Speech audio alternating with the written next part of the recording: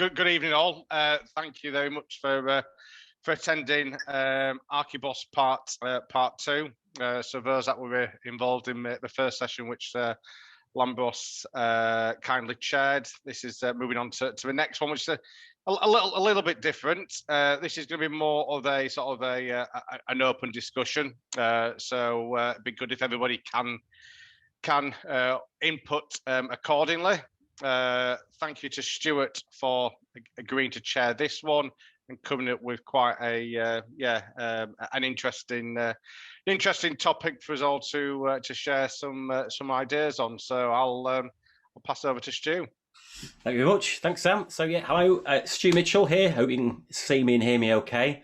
So yeah, I'm currently working as an enterprise architect over at Electricity North West at the moment in Lancashire for my sins.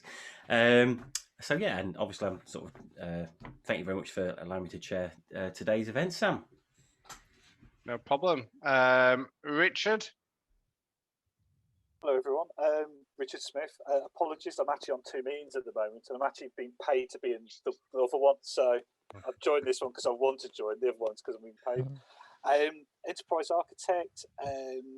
Normally finance industry, but for the last 5 months, I've largely been in retail, weirdly, which is a new thing for me. But yeah, contractor. That's about it, really. Lambros. Hello, Lambros Lambro. I don't know, enterprise architect, technical architect, whatever you want to call it these days. Currently working within the NHS, Leeds Teaching Hospital, and a couple of little initiatives across West Yorkshire, or WYAT as they're called, the West Yorkshire Acute Association of Trusts. Worked in financial services, a bit of retail, luxury, if you want to call it luxury, and so on. Central government. I think the only place I haven't been is local government, but I think I've had enough of that. And I've been freelance probably around 10 years now. Cool. Dan? Yep, apologies. Afternoon. My name's Dan Noon. I haven't got architect in the name of my titles. I'm the data and integration platform manager at Electricity North West with Stuart for my sins, and I am Lancastrian, so I'm on the good side. So it's the first time I've worked in the utilities sector. There's a heavy reliance on data architecture and what we need to do at this moment, but predominantly I've worked in the retail space. Okay, great. Nigel, thanks for joining us.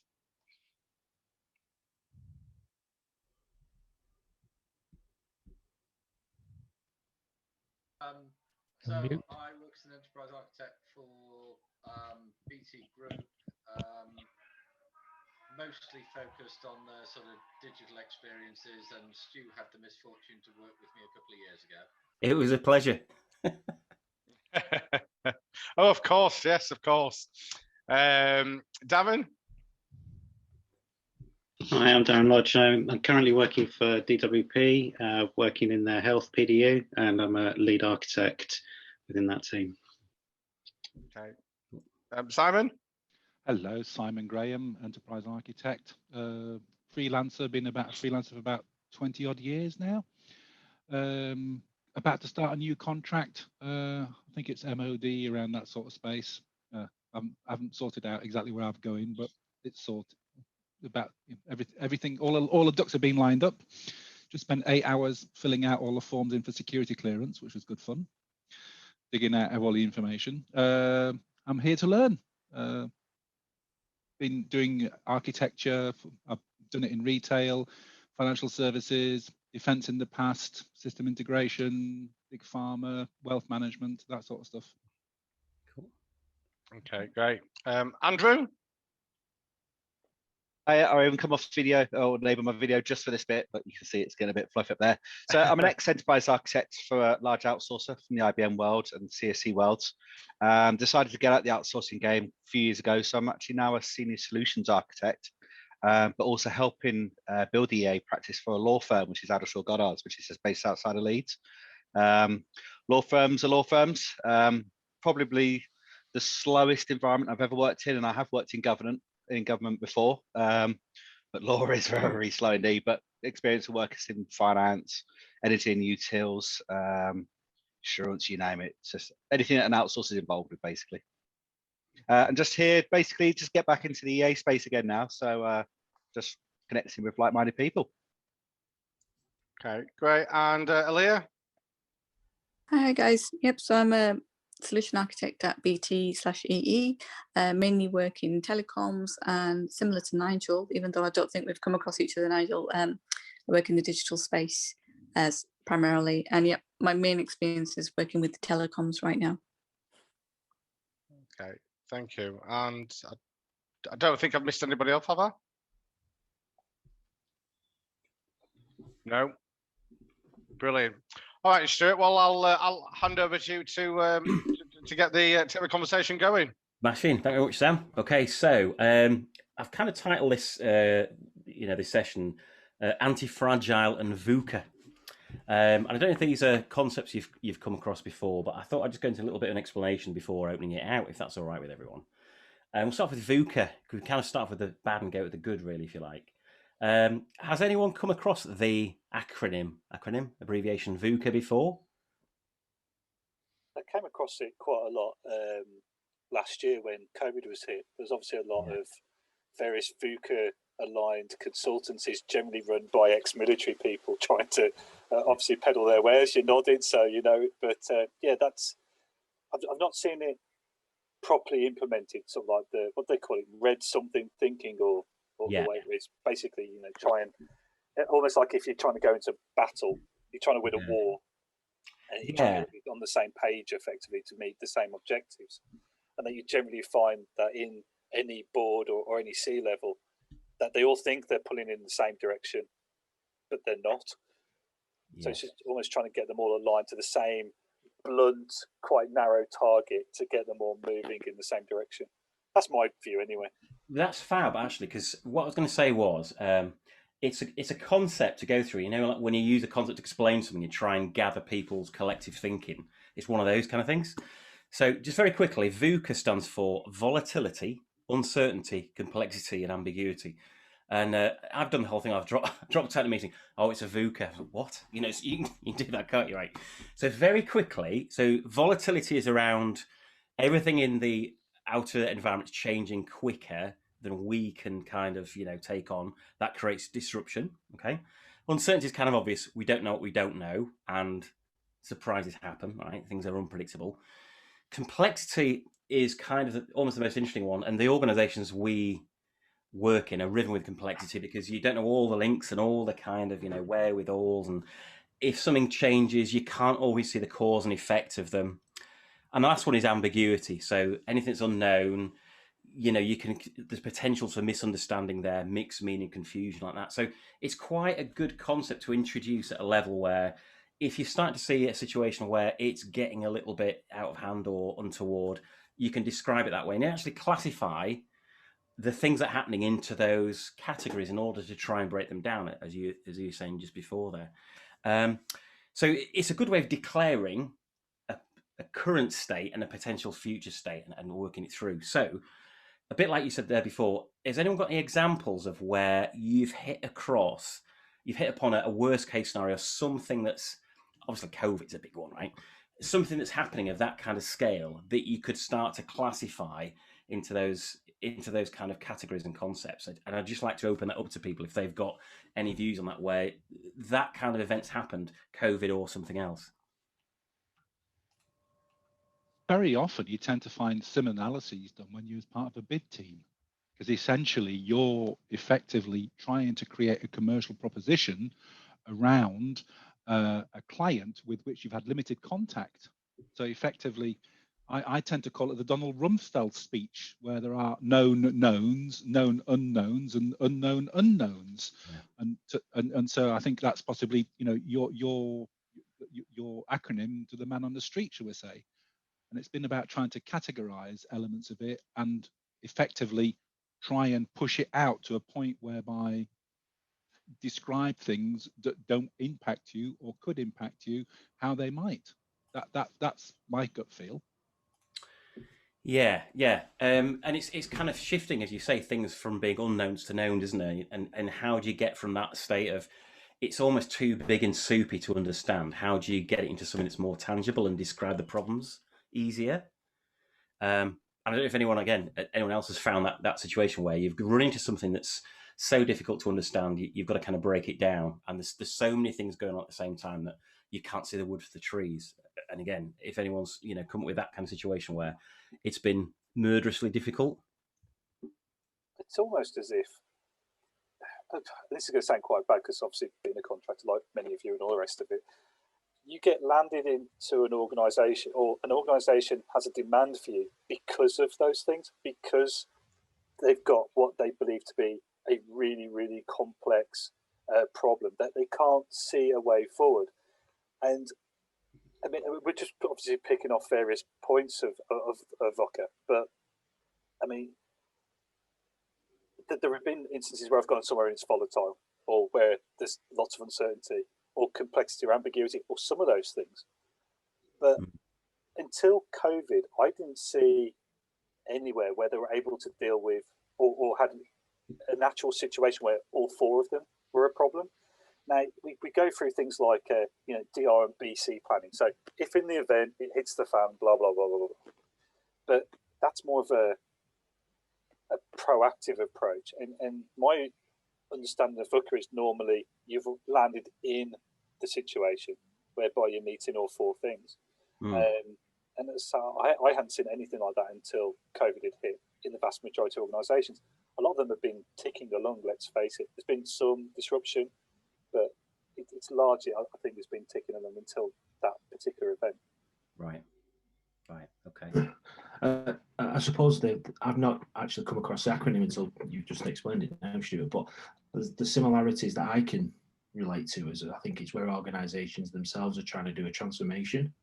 They're trying to go through an agile transformation, and there's a lot of uncertainty. A lot of those boxes actually do get ticked, and they kind of like, and there's creates a lot of panic within an organisation as well, if I'm being honest. But that VUCA definitely relates to that, because I don't think some of the organisations that I've worked in haven't landed it well, and there's been a lot of pain trying to do a transformation. And then I suppose the only other example where I've experienced, I suppose, this, thinking about it now, is in the retail industry, when it's transformed from a catalogue business to an online retailer.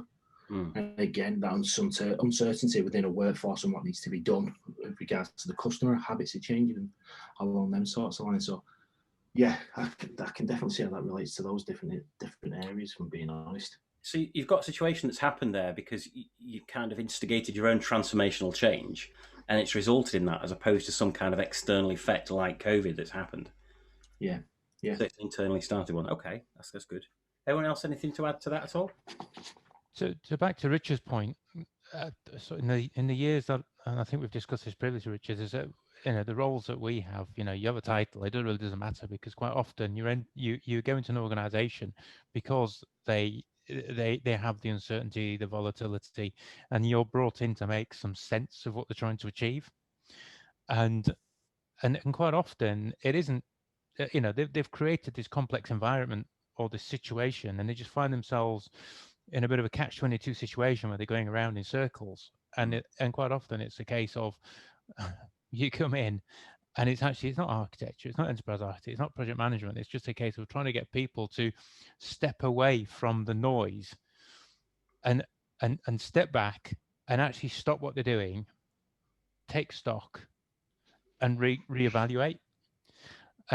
And then you can break it down, and it's then a case of, actually, okay, you want to deliver X, Y, and Z, or this is the direction of travel, but they lose sight of the direction of travel. The classic is that in many organisations that I've been in, they're trying to deliver a project, they think it's a great idea, whatever it may be, and they've got a load of people together, and nobody understands what they're trying to achieve. Nobody understands what the end goal is, and what happens, it just falls into disarray. So you end up with this volatility because all fall out.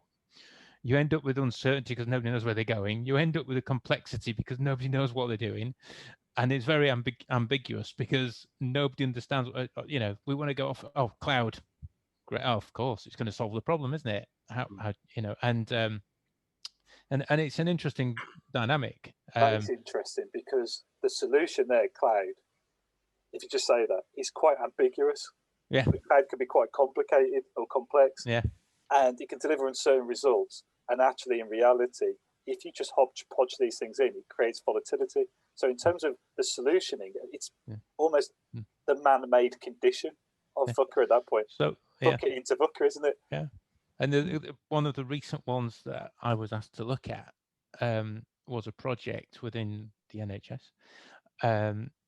One of the central functions had told the trust that they had to comply with some new rule, whatever it may be, that they had to change the trust's registered address on all its documentation.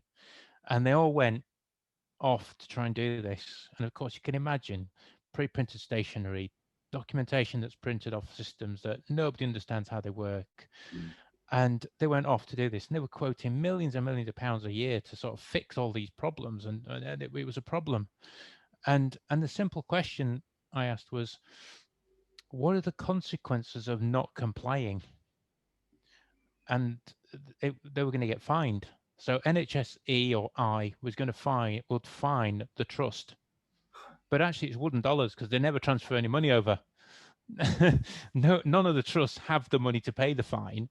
So the question was, so if you don't deliver this, what happens? And there was no consequences. So, okay, so if you stop what you're doing, what happens? Well, you save the hassle, you save all this potential project and this time to deliver what you think you need to deliver. But actually, they've got themselves into a complex environment and running around all over the place. And actually, and I think the notional fine was £1,000. Pay the fine. So you wasted more time in meetings. Exactly. Yeah. And it's an interesting, it's a recurring theme. Recurring theme everywhere you go. But people mention the R word usually in financial services or something like regulatory, and people tend to jump because they're usually going to worst case scenario without actually looking at it in the first place. Yeah, and I've worked in financial services and similar to yourself, wealth management and so on. Yeah. And again, the same sort of thing. But in those organizations, it's not somebody like myself or us asking the question. Somebody at the top would say, what's the fine? Yeah. Yeah. The regulator wants to fine us. Right. It's going to cost £2 million to run the project. And there's a one-off fine of £10,000. Pay the fine. Yeah. That's a really good way of doing that. That's called applying the counterfactual, isn't it? Which is it's a really good sense check at every point to say, if we don't do this, what's the impact of it? And it's a really good check. Are we actually doing something that's always bringing out value and it's worthwhile to do? So it's a really good thing to stop, check at every point that you're applying work. So every options list needs to have number one, do nothing. Yeah. Mm-hmm. And that's always the cost, because sometimes doing nothing has a cost, sometimes it creates a saving. But going back to your point around vulnerabilities, uncertainty, everything else, I very often find it's worst case when you have an organization that's firefighting. So typically you are so busy firefighting. The expression I use, you're so busy firefighting, you haven't got time to install a sprinkler system. Still. Yeah. That's a good one. Yeah, because that is the case. Effectively, you are lost in what is important in terms of what you can control, and until there is a communication and a guidance around this is the strategy, because it will do this, it will do that. Make sure your tasks are aligned in there, and that's where you come in as an EA or a business architect or whatever, and it's about getting the strategy agreed, communicated together with the benefits, and break that down in terms of what people have to do to actually make that strategy realizable. Very simple. It's back to basics. Often it's communication. It is. It's a good one. I'm going to pinch that one actually, because people. You're welcome. They can't. The other one I might trademark it is, the more you sweep under the carpet, the closer you get to the ceiling.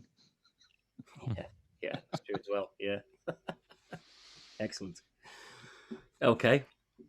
So I was going to sort of bring it out a little bit more as well, that discussion, and some of the terms I've used here are from a guy called Nassim Nicholas Taleb. I don't know if anyone's ever come across the guy's name before. He's written some really good books. So if you ever sort of look through Amazon and think, what should I get?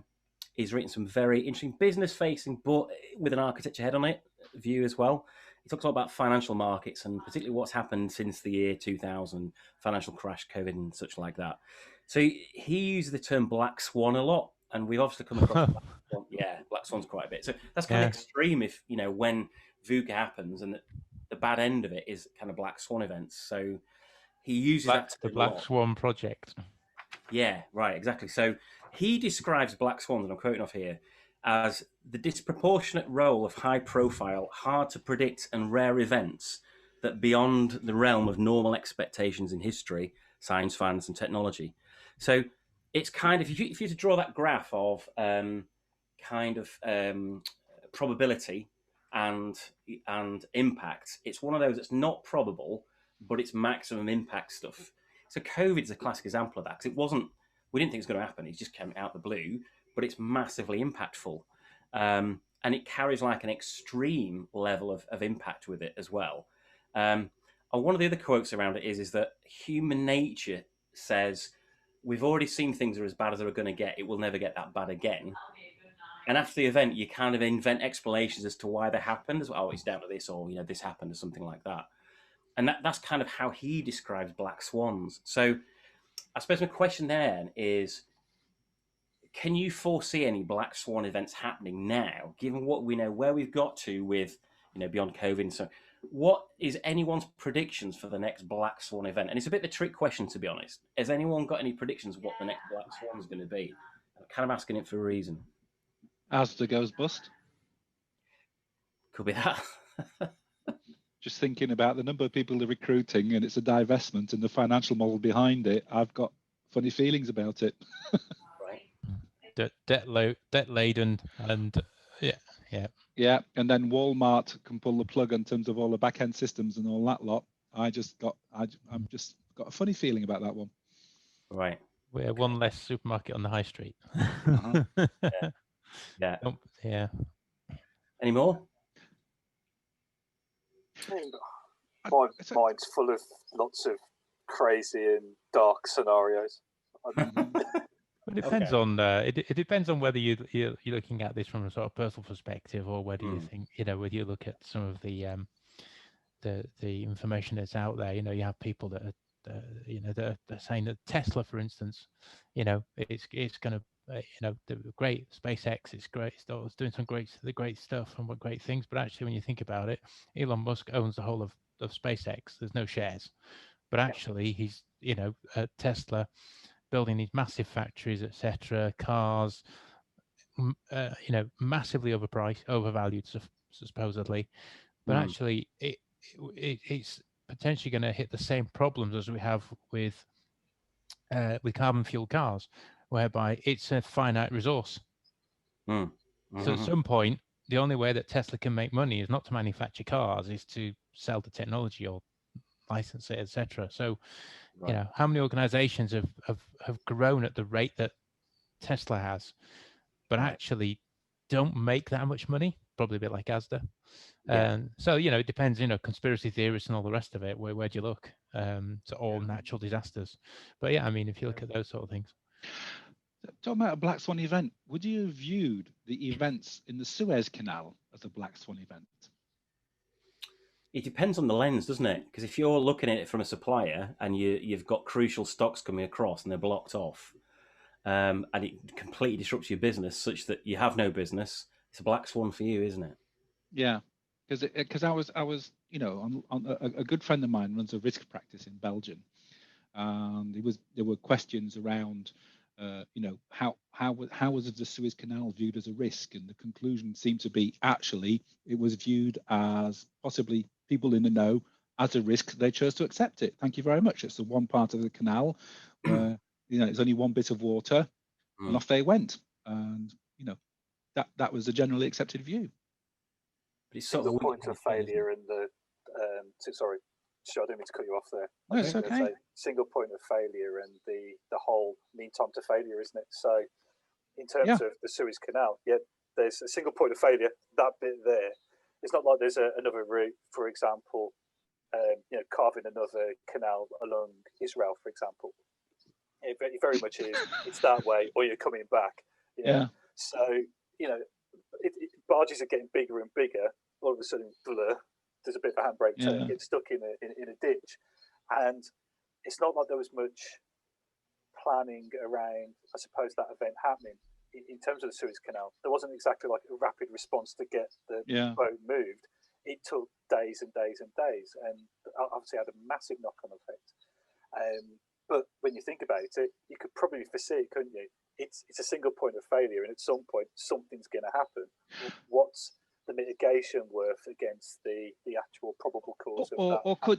Or could you view it actually as a single point of failure, which became more prominent as ships have got bigger? But actually, the original risk assessment was never revised due to the changing metrics.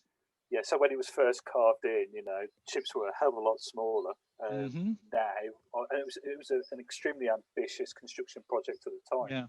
Now we know the Panama Canal gets widened every so often as boats get bigger. Every century, yeah. Yeah, but you still got boats, and sometimes you see them coming through the Panama Canal, and it's almost like that.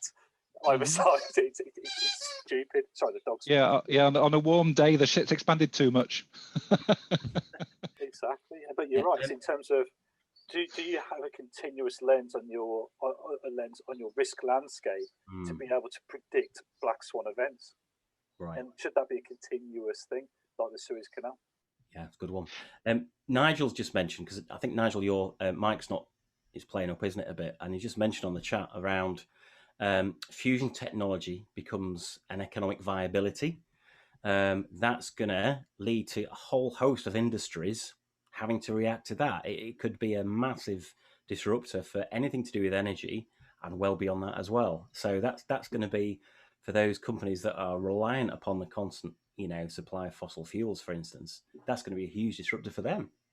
In a positive way for mankind, I suppose, but it's going to be a big one for those guys. But then that's always 40 years away. It's been 40 years away for 40 years, yeah. Yeah. Sooner or later, in fact, if you follow that idea of kind of black swans, it will continue like that for a long time, and suddenly it will happen. And then a new normal, kind of the chaos theory stuff like that, isn't it? Where it's normal for a long time, and you have a big event like the dinosaurs, asteroid and stuff, and then you get a new norm that happens for a long time after that. It's the same sort of thing with fusion. It's not invented, it's suddenly invented, boom. Everything sort of happens off the back of that. I can follow some of the logic, but actually, fusion as a source of energy, let's assume that the source of energy is in the form of electricity, and really it changes the business case on certain decisions because the cost of the electricity is dropped or reduced or potentially increases, but is available 24/7 reliably. So actually it's a lever in a different position when it comes to decision making in business. I suppose it depends on how local you can get fusion reactors, isn't it? If you get communities with fusion reactors, that means that you don't need the grid. Things like that, So buy shares in ReadyBrek. Yeah. For the old people in the audience. Yeah, definitely. But in terms of fusion, and actually, if we look at the sort of the journey we're on at the moment as a species or as a planet or anything else, and as most countries are now adopting, or they know that they're not going to get energy certainty from fossil fuels. So we're seeing this move towards more energy flexibility. And to gain energy flexibility... Oh, Tom, sorry, we can hear you now. Sorry, I was just trying to get my microphone working. It's been... We can hear you. Welcome back. I think my PC has recently had an update, and it's obviously completely reset all my audio settings. Sorry about that. Well, that's not a black swan event, because you know that if it's Microsoft and it's going to update, then something's going to go wrong, isn't it? Laptop's going to reboot. You lose all your tabs. That's black swan trademarked, isn't it? Yeah. Whereas every time my Tesla does an over-the-air update, it adds new good features, whereas Microsoft obviously just changes features, really. Yeah. Okay. Sorry about that. No problem. As I was saying, but as we see governments are creating more energy flexible policies, and effectively the best way of adopting that has been get everybody to just use electric, because you can use anything to generate electric. So whether it's be fusion or fossil fuels or whatever else. So in terms of the disruption, it would be, let's say it was 60 years ago. Or maybe even 40 years ago, whereby you're very fossil fuel dependent, and all of a sudden fusion comes out, massive curve, massive change. But actually, what we're seeing through the adoption of flexible energy policies in various nations, that actually fusion, I think, is going to be far. I think we would all agree fusion is probably going to be more beneficial than it's not. But actually, in terms of economic impact, I think by the time it rolls around, it won't be as bad as if it landed today or 20 years ago. I mean, there are consequences of fusion. Let's say the price of energy drops. You can put something in the boot of a car, deliver it locally. Actually, at the same time, you solve a water problem because suddenly the energy to do reverse osmosis of seawater drops through the floor.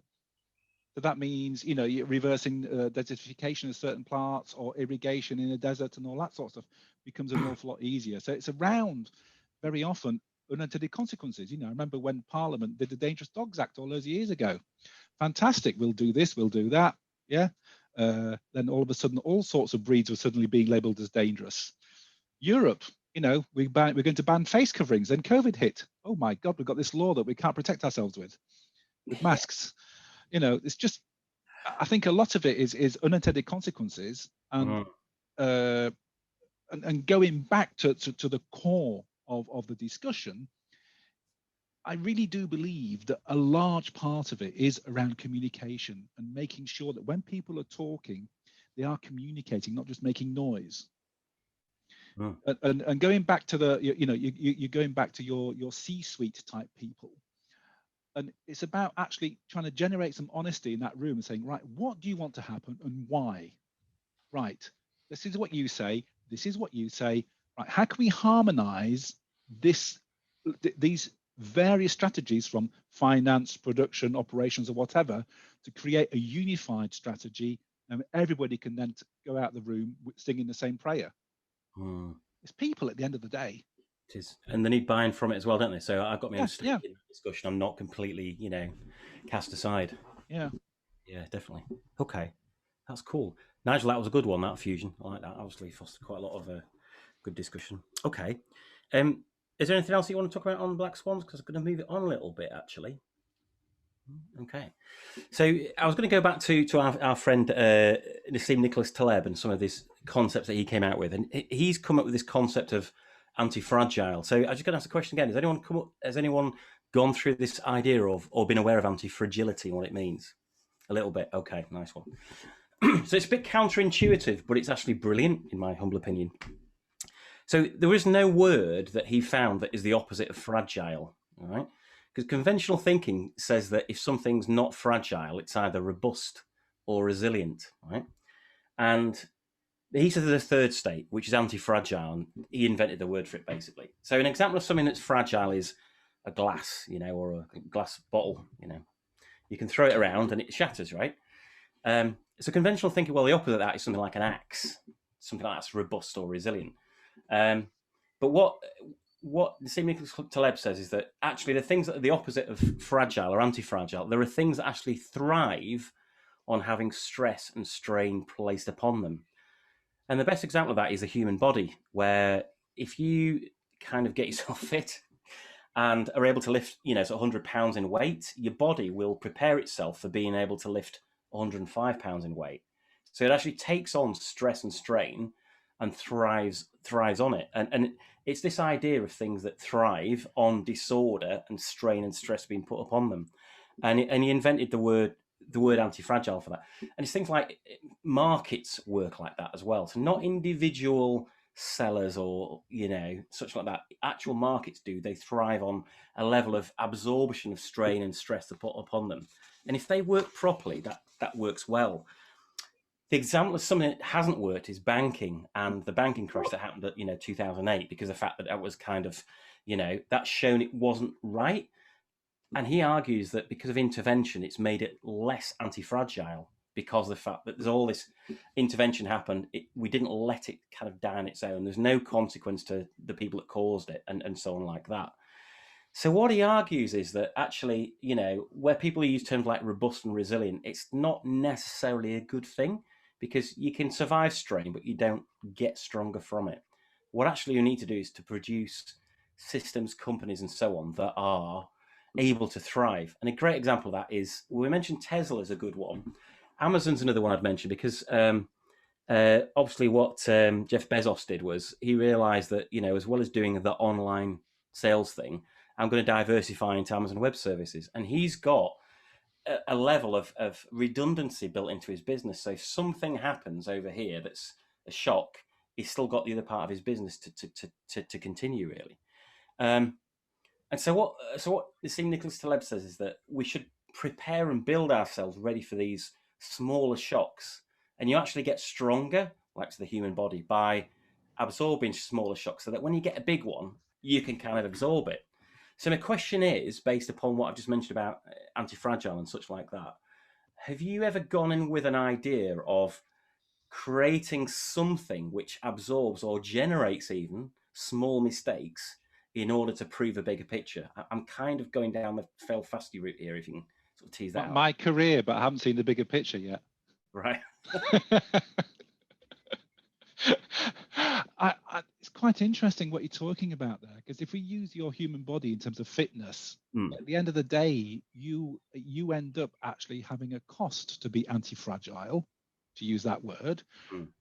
Fitness requires time to go to the gym, a gym membership fee, costing your diet and all this sort of stuff. And actually, can you afford those fees to generate that? You could argue that if somebody is so unhealthy, you've got the choice of either get fit or die. But from a pure anti-fragility sense, that there is, it's a new subject, I've not heard of it before, but my first things that come to mind is, what is the business case for it? Is it about long-term survival? Because, I've seen many people playing these business games in the past, and they've got all these great ideas, but actually they kill themselves because they don't manage the cash flow. And unless, to survive in the long term, you have to survive in the short term first. Yeah. Yeah, no, it's good. And I think a lot of it is around being able to prove that you can survive the small mistakes in order to, when a big one happens, that you're able to absorb it as well. So you don't put yourself in a situation that, we talked before about the high impact but low probability events. What basically the theory says that you're trying to, when one of those happens, you can survive, and you actually get bigger because of it as well. You don't get the stage where you fold, basically. An example of that is a YouTuber, right? So YouTube. Sorry, what was that? Oh, sorry, it's that lady again. No problem. The example of that is YouTubers, right? Because if you are a YouTuber, no and you problem. You get negative comments on YouTube. You would think that it's something that is kind of going to destroy your business, but actually the opposite happens. If you get negative comments, you get more publicity and your views go up. So something like that is an example of where you're thriving on negativity, and it's trying to position yourself into something which means that if I've got a sense of mistakes or failure, then I can absorb it and actually benefit from it. Are you the chap who creates those dashcam video compilations then? Oh, they're great. It's not me. What I was just going to say to that, Stu, is I think on one hand, where you were sort of describing anti-fragility before, I felt that was more Ecosphere redundancy. So effectively, where an Ecosphere almost repairs itself. Yeah. On the YouTube example, for example, let's say you write a hurtful comment to one of my YouTube videos that I take personally and I respond back.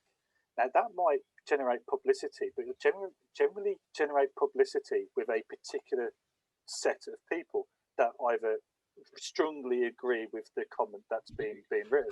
Yeah. And I think on one hand, you've got strength for Ecosphere that we described before because it aids multiple flexibility.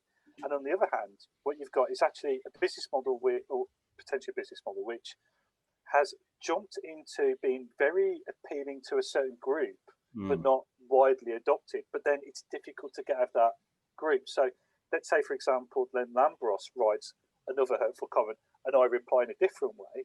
That might alienate that group of people, and then I end up with no audience. Yeah, and in that respect, it's not a good thing. Okay, so if I choose a different example of anti-fragility, is the airline industry is a great one. Okay, so every incident that ever happens, whether it's fatalities and such like that, after it happens, it's thoroughly analysed and examined, and it means that beyond that point in time, that's incorporated into thinking and design of airlines, such that the chance of that happening again is further reduced.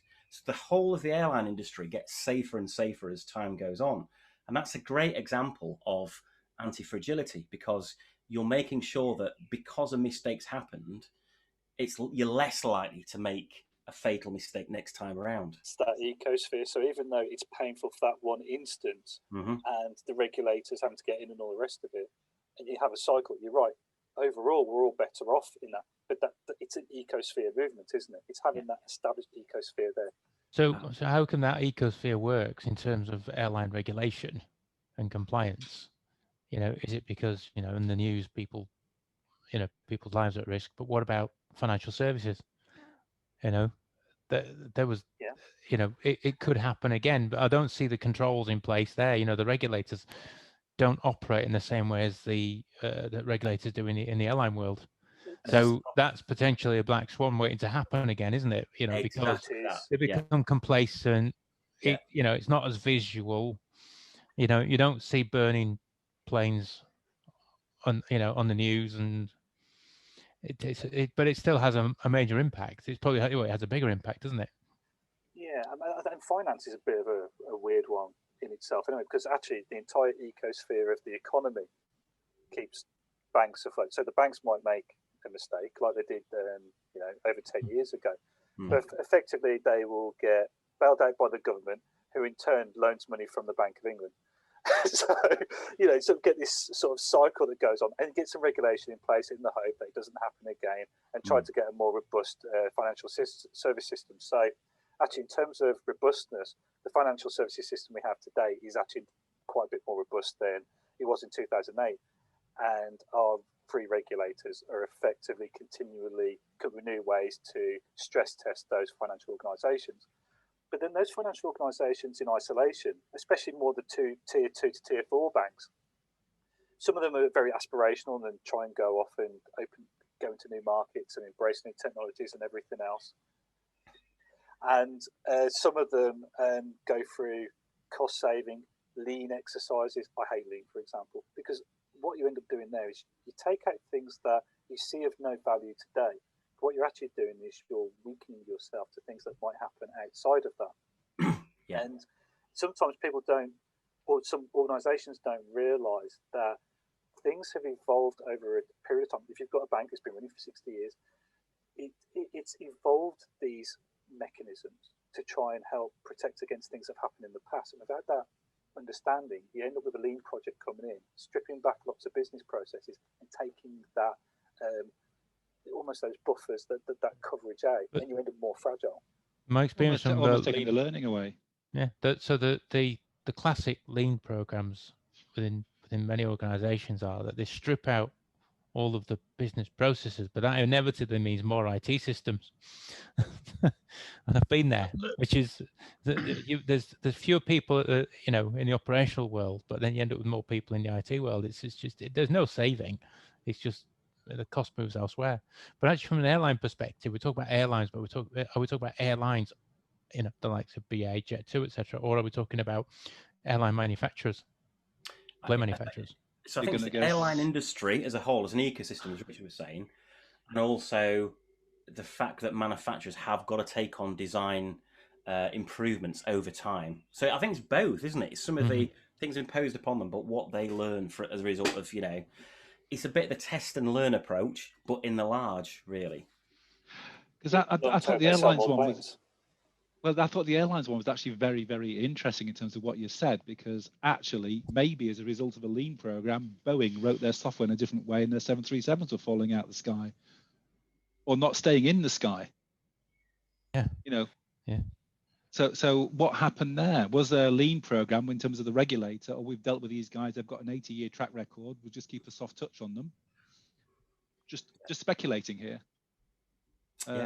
Yeah. So a couple of things there. One is that, so going back to our friend Mr. Taleb, he calls that naive intervention. He actually classifies that when people, through their own intentions, trying to make things better, but actually because the kind of natural mechanisms over time have created something that's got a reason for their being, but are not obvious. It's when you take them away because you don't understand why they're there. that you create something that's, you know, counterproductive, if you like. And Nigel just said a lot of unexpected events result from industry collectively forgetting, because the last people it happened to have retired. Absolutely right. So you've got that knowledge that's gone of why we did things in a certain way, and you lose the purpose and reason behind why things are designed that there are. Yeah, look at Y2K and COBOL.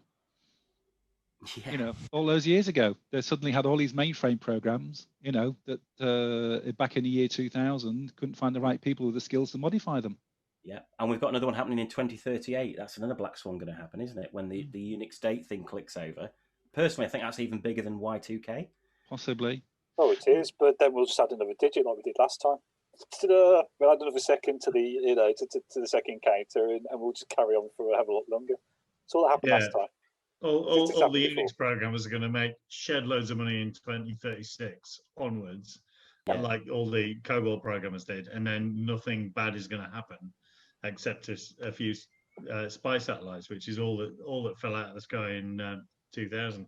I think it is about that thing that people retire and everyone forgets why they've always done that thing that one way, and you end up asking questions about why is this the right business process, and in fact whether it's the right business process or not, no one can answer anymore. So again, it's a candidate for culling, you know, in a lean program or whatever it might be, and you know, actually you really don't dig far enough under the surface. So you either break a load of stuff because you sweep it away, or you leave it in place, and then the benefits that you were hoping to bring are reduced because you just can't actually risk removing it. And again, it's about that kind of risk profile, isn't it? And trying to make sure that everyone understands how the business processes work and why they're there. So I found myself in a position many years ago, again, a big retail transformation where people were spending a fortune modifying the ERP environment to behave in a certain way. And effectively, when you looked at it, it was all about actually modifying it to support all the exceptions rather than how the business ran. So people forgot what good looked like and were just dealing with exceptions that had been there for so many years. And so the software wasn't allowed in some ways to deliver elements of its benefits because they spent so long just putting the old world back into it. Does that sort of like, yeah. I recall a senior manager talking to me about our card payment solution when we were talking about a change we wanted to make it more reliable, because we were dealing with a payment service provider that was having reliability issues. And fundamentally, she said, well, look, it's the last day of the month. So basically, anything that's above a certain value, I'm going to get somebody to phone up that customer and take the payment over, you know, using a manual system, because that's what's going to, you know, it's the last day of the month. This is when all the money comes in. I need people on phones getting this money in. I don't care how reliable the system is today. I want that to happen more than I want you to fix the problem. So 10% of my payments don't fail next month. And it was about that incisive, you know, kind of decision making to say, actually, I'll throw people at this problem today, but next Monday you can spend as much time as you like fixing that reliability issue. And I think it's about trying to make sure that you don't lose sight of what the priority is in a given scenario, and that scenario changes much more rapidly than, you know, kind of, you know, the greater scale of things. In 2 years' time, this problem will be fixed and it will never happen again. But in the meantime, you know, there will be a problem for 4 days at the end of the month when you'll fix that a different way than you would, you know, on the 3rd of January. Yeah. Yeah, I think that there's a part of that where it's, yeah, you know, we're architects, we all talk about strategy and all the rest of it, but ultimately there is times where a tactical solution is required, and it's there and then. And to win wars, you need both strategy and tactics. Yep. Yeah, and so sometimes a strategy is just a stronger than roadmap of lots of tactical things. Yeah, it's surviving the short term to be there for the long term. I think it's trying to avoid tactical always being the solution.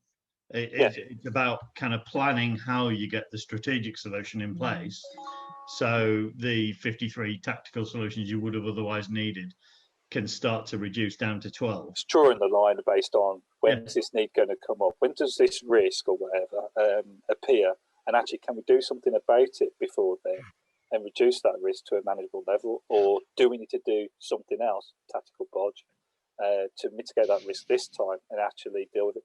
But at least both of those approaches are better than, I know there's a risk, I'm not going to bother dealing with it.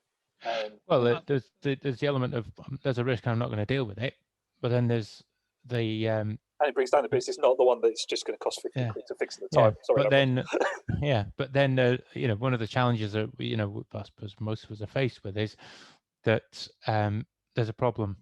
Okay, strategically to fix it's going to cost X. Oh, make it cheaper, right? Tactical fix, because the people that fix it traditionally don't tend to have to operate it. Someone else's problem.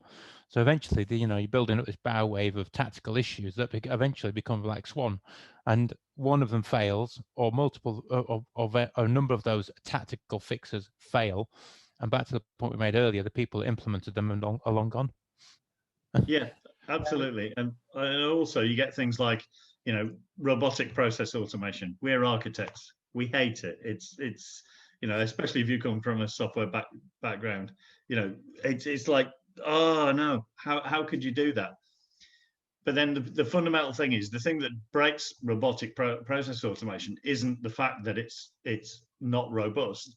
It's the fact that somebody changes a screen without telling the robotic process automation team, and 75 processes that the business runs on fall over overnight because somebody moved a field. And it's about trying to apply the right level of rigor around everything you do, so that when you've got a tactical fix like RPA, that tactical fix is stitched into the bigger strategic picture, and you can actually manage it and control it. That's the weird thing about RPA. Risk assess it. Is RPA tactical, or is it strategic? And this is it. I don't see RPA strategic, because just build the system to do what you want it to do. There's no point putting something at the front end that's going to be doing it for you. But then I don't see it as tactical either, because if you needed to do something, you probably just put a body there. So what you've effectively got here is, it's almost a cheap bodge. I want to cut costs here, so I don't want to employ people. I want to get these things to be automated, but I don't want to go and do it properly by doing back-end system development or anything else. So I'm going to go put this sticking plaster over to try and save money. It's not. I wouldn't even see that as tactical, to be honest. I would almost see it as an ill-fated and badly chosen path by somebody who doesn't really understand the reality, to be honest. That's my feeling on RPA generally. The thing is, you cannot always justify the cost of replacing an ancient system with something that there might not be a business case to replace an ancient system that cannot be automated in a proper way through real kind of integration solutions. You cannot justify the cost of that. So RPA is a strategic solution to that, because it may be here forever until that solution is genuinely replaced because it's not needed anymore. So I get your point.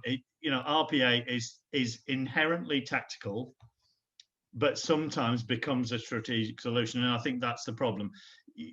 Tactical solutions, none of us want any of them, but we have to accept some of them because they're just the only commercially viable solution to a problem, rather than putting another 10 bodies in a department to kind of manually work through something. And manual processes introduce human error and a whole world of pain and cost and all that stuff. So what we want is human beings to be doing fairly intelligent stuff, our systems to be working properly, and where it's commercially not viable to make that perfect scenario come true, a relatively minimal risk around the stuff that we do that's a bit of a sticking plaster. And I think it's the balance around that that makes you need a bit of governance around it. So you say, okay, well, I can do RPA for that, but within 2 years, I want somebody to come up with a better solution. And if in 2 years' time somebody says there is no better solution and I still can't lose that system because it's too expensive for the business, you need to accept that and kind of extend the governance and make it work. I think there's two issues here. There's two issues here. Number one is budgets. Budgets typically are only fixed for a year rather than a 2 or 5 year period. So I want this. I've got this bodging. It'll only last 2 years. Somebody has responsibility to supply it in 2 years, but actually that budget to do it never materializes. The second part of it, and I think this is more true of large organizations around the smaller ones, is very often, I'll call it, the needs of the cost center outweigh the needs of the corporation. People can understand the health of their cost center and how they can impact it far more than they can understand the need of the corporation. So you tend to see that organizations or teams are effectively insulating their cost center, but to the detriment of the whole organization. Yeah. And people's own performance reviews are based on their own performance of the cost center. You go to a personnel review with somebody or whatever, I don't know which of you is part of an outsourcer. No. It's how much of your time was billable, how much profit did you make, here's your bonus. But actually, the stuff that you did and saved the corporation $1 million fine or risk or whatever doesn't count for anything because it actually never was a wooden dollar. Sorry, lecture over. No, you're absolutely right. You're absolutely right. Personal performance appraisals often are divisive for the organization, despite that every organization wants to have them for everyone so that they can fire the people that are crap and promote the people that are good. But actually, unless the system is holistically pushing towards a set of organizational goals, it's quite divisive. Because why would I help you if it doesn't help my department, just because that's going to promote your achievement of your goals? So you have to have the organization working on a more holistic view of the organizational goals to make sure everybody's pulling the same rope, and it's a really tough thing to get right. I mean, that's a culture thing largely anyway, whereby you start segmenting off and it becomes a battle of protecting one's department over an organization which has a culture which facilitates the combination of the whole and maybe a level of sacrifice. There needs to be a contribution across all of the individuals and the departments and the functions to the greater good. I've seen that in one organization and it worked very well, where there was no individual personal bonus to anything. It was at a company level, and everybody's and it did actually work quite well, and it changed, and it was a cultural shift and a seismic shift, and it had to happen, and it worked for a while, and then of course the management changed and the new ones came in and decided to go back to the old ways and dismantled it all. But it actually did work quite well, because everything that everybody did within their department, be it cleaning, marketing, IT, etc., there was always an eye on the company share price and how what they did could influence it, and there was a direct correlation then to the company's share price, and then it cascaded down rather than it trying to push up, and protect. I'm going to keep within my budget, and if I'm on budget by 2.5%, usual sort of thing, spend it all before the end of the year. I met the target, and away we go, and we've met ours, but everybody else. But it worked quite well. But it does need a seismic shift in culture in organizations, and not every management team or exec team are up for it. How often do you find in business that actually people will go for technology because it's a simple solution to solve, but actually will ignore people and process because that takes too much time? I call it the PowerPoint problem, because it's PPT, people, process, technology. Yeah. There's that Venn diagram of the three. Yeah, we'll do it many times. Yeah, we'll do it back to front, because actually technology is easier. It's just signing a few invoices. We'll do a bit of transformation. Look busy. Thank you very much. Somebody else will learn the benefit in the future. No, it didn't happen. Oh God, I'm sounding bloody old, aren't I? 20 years as a freelancer, you just turned bitter and twisted. I think it does it to all of us. I know. What I was going to cover there, though, is technology is generally ambiguous to the business in which it's being delivered. So, you know, it comes back to the whole VUCA thing. And actually, I was just going to, and Lambros's example of maybe breaking down VUCA and getting everybody to at least pulling in the same direction I thought was actually quite insightful. But you're right, it's a seismic change. But can you imagine if you were trying to fight a war, but your Air Force, your Army, and your Navy were all trying to protect their own interests? You end up in a VUCA situation, which effectively comes back to that whole red something thinking, which is about getting a whole bunch of military planners to, you know, be concise and do, you know. I think you can. I don't think you need to imagine that. I think that actually happens now. You know, I think look at the procurement systems that they do for their equipment. In many ways, they'll write specifications that are done in a certain way because they want to meet their need. They want their white horse, you know, and also, you know, they tend to find you tend to lessons learned to things that happened in the past. So you tend to build things for things that happened in the past. You know, get something boring like tank ammunition. You know, it's in a way the shells are designed because of you know certain types of armor. You change the armor, the shells evolve, the tank evolves a bit more, and you know it's until you get to a total war situation. It's just really incremental, isn't it? And I think that's the same with business. Until you're facing the VUCA style scenario. Whether it's through major disruption, through competition or external environmental event or whatever else, you know, where is the incentive to change?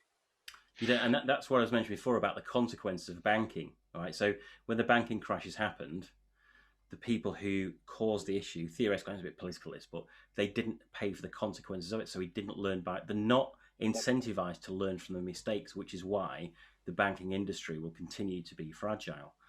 I just point out something Nigel's put on the chat because I know his mic's still not working. He's talking about this Lean Startup book.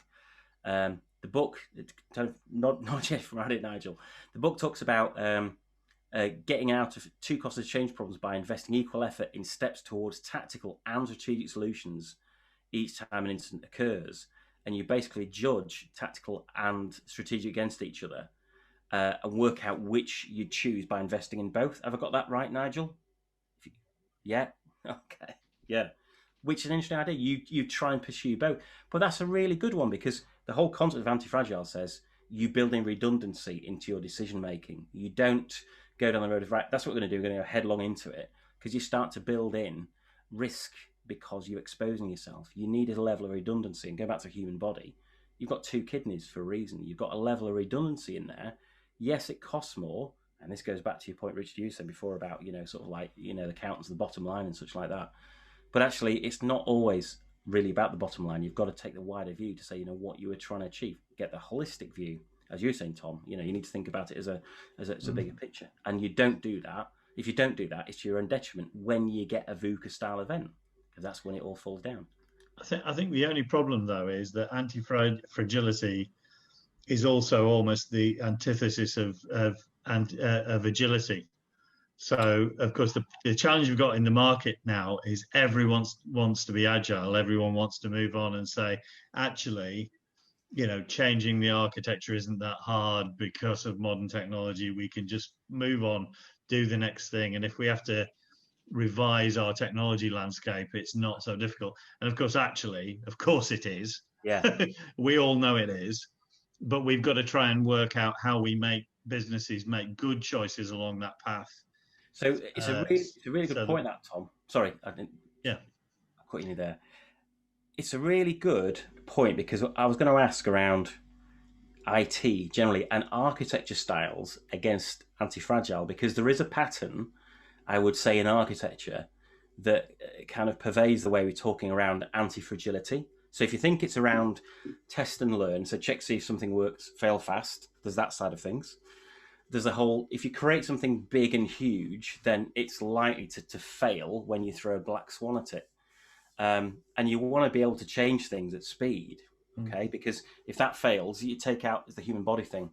You know, if you is it your liver that grows back? If you have a faulty liver, is it liver? Yeah. New one grows back in its place. Yes, it's got a level of that in there as well. So what I was going to ask the question is, and it's a bit of a trick question because the answer behind it, what is the architectural style that is the most anti-fragile? The one that delivers? Yeah. So I'll continue. So the idea is that a microservice style, okay, is the most anti-fragile because it's the least susceptible when you get a black swan event. What I mean by that is if you create, and we've all seen these big projects where they overrun or something happens and it's kind of going to cost millions to fix it, or we weren't expecting that. They're made of big systems whereby if something fails, the whole system fails. Or it's a big waterfall project where, oh no, it's going to push everything back so far.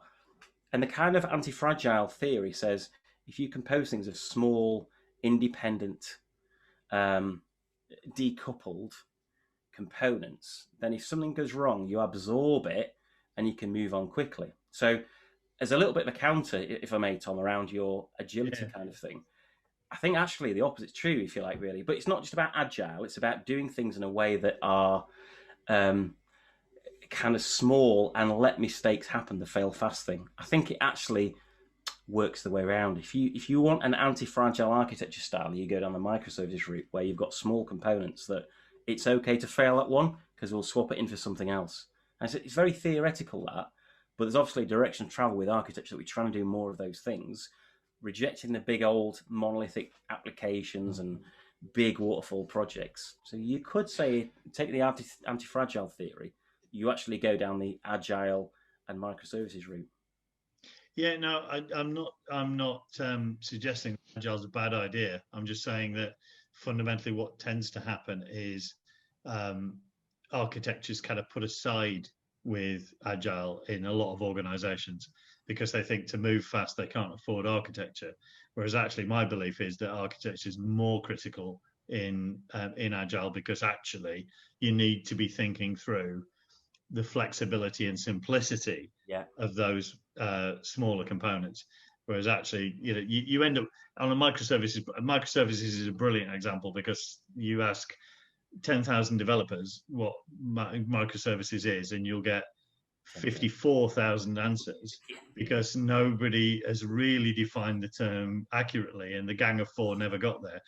However, all it's about is simplicity and single responsibility principle. So actually it's enshrined in every architectural principle. Make a thing do one thing really well. Make everything else talk to it in a simplified, consistent fashion. So actually I think architecture is really critical in an agile environment, but it gets ignored because developers can't be asked. Sorry, pardon my French. And I think that's where we as architects have to try and make sure that there's a story we can tell that makes the developers still want to talk to us and the business still see us adding value, but them realizing that actually we're making agile safe for them and we're actually making agile work for them. And I think that's the challenge that's been quite difficult in an awful lot of organizations for the entire life cycle of agile. And I think fixing, getting through that barrier and getting to the point where architects are helping deliver super agile systems at very granular, simplistic, kind of decoupled levels. And the business, recognizing the value of that is actually, it's the story we need to tell more often than we can get away with. I'm conscious that I've asked a potential architecture question that we could speak to quite a long time, but Sam's mentioned to me the fact that we need to start to wrap up the conversation. Was it a 6:15 finish? I can't remember. Yes, I need to get my pizza soon. Yes, it was, Stuart. I mean, we could have gone all night, couldn't we? Yeah, I don't want to tear everyone away from the tea. I know Nigel's made some great comments as well. Thanks, Nigel, on the old text. So I appreciate that. Thank you very much. Yeah, no, thank you very much for sharing. Say it's yeah, a very interesting conversation. I'm going to go away and think about some sort of other examples. But yeah, I specifically like the Black Swan project and what is going to be the next big one that's going to hit us. But yeah, thank you very much for you all for joining and your input.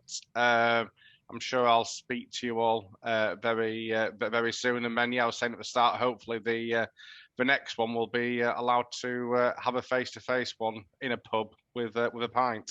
Hey, no, that'd be good. As well. Absolutely.